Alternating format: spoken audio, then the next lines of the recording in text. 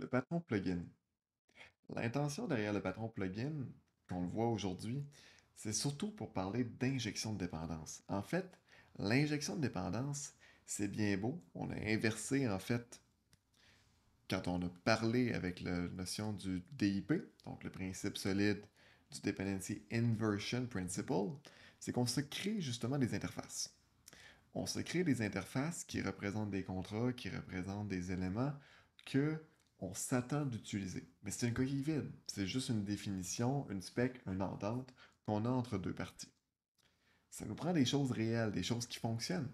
Tu sais, ça veut juste, faut qu'on aille quand on va exécuter le système, quand on va rouler en production notre système, bien, il faut qu'on ait des vrais objets, de quoi qui fait quelque chose. Une coquille vide, ça ne fonctionnera pas. Alors, l'intention derrière l'injection de dépendance, c'est d'injecter les vrais objets. Les objets qui font de quoi réellement, qui nous donnent vraiment que le système fonctionne en arrière. Donc, la notion plugin, on va le voir que c'est en fait comment on est capable de faire ça. Donc, le plugin, on va distancier deux choses. La notion de build time et de runtime. La notion, quand on va parler de runtime, c'est tout ce qu'on est au moment de l'exécution. Le build time, c'est vraiment au moment de la compilation, quand on est en train de lier les fichiers, créer les binaires d'exécution en tant que tel, qui vont être exécutés après ça sur le serveur. Mais le runtime, c'est quand on l'exécute, quand on part l'application réellement. Et c'est là qu'on a deux moments où on va figer les éléments. En fait, au build time, pour parler du patron plugin, c'est de se créer nos points d'entrée. Ici, justement, la notion de repo est le point d'entrée du plugin. Dans le sens, tout endroit où on va pouvoir avoir le repo, ben, ça va être un point où on va devoir être en mesure de coller quelque chose, puis les choses vont devoir respecter le contrat. Ce qui fait aussi que il faut qu'on se crée des mécanismes d'injection de dépendance. Et pour ça, ben, ça nous prend par exemple un constructeur.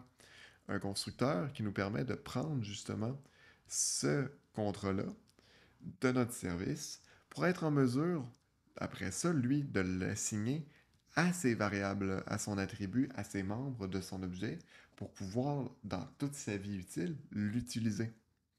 Donc ici, ça ici, c'est le mécanisme en arrière qu'on va utiliser pour injecter notre élément. Puis on a trois façons de faire de l'injection au final.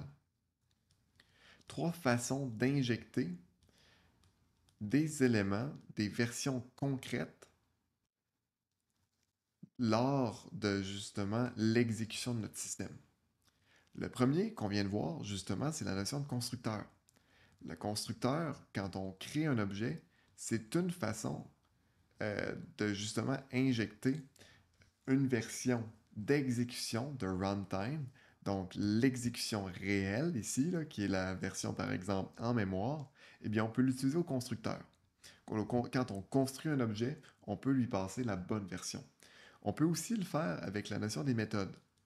Donc une méthode pourrait définir un argument, donc un paramètre, qui lui va prendre ce paramètre-là, et pour l'exécution de la méthode, eh bien j'ai façon d'injecter. La troisième façon, c'est d'utiliser d'autres patrons ou d'autres mécanismes d'injection comme la notion de service locator, donc de déléguer à une autre instance d'aller nous chercher, d'avoir un registre des bonnes implémentations à utiliser. Donc, l'utilisation de ce framework-là ou de cette librairie-là ou de ce mécanisme-là, eh bien, c'est on est responsable d'aller le chercher, mais on va aller le chercher. On ne se le fait pas passer, on a l'utilisation du service pour nous le donner. Donc, ces trois manières d'injecter-là ben, nous permettent d'avoir les trois composantes nécessaires au plugin, c'est-à-dire un point d'entrée, un mécanisme et des implémentations qui sont justement névralgiques pour avoir de quoi à faire, de quoi à implémenter, donc à donner au système pour que lorsqu'on clique play, quand on démarre l'application, quand on déploie notre système, tout fonctionne comme entendu. Donc la notion de plugin va vraiment nous aider à figer notre application lors de l'exécution. Un excellent exemple de plugin que vous pouvez regarder, c'est dès que vous voyez le démarrage de votre application, la fonction main. C'est là souvent qu'on fait toute la configuration, qu'on fait, je vais appeler ça le wiring, là, le liage des éléments au main pour dire qu'on va l'exécuter d'une telle façon. Et ça, eh bien, c'est une partie euh, intégrale du euh, patron plugin.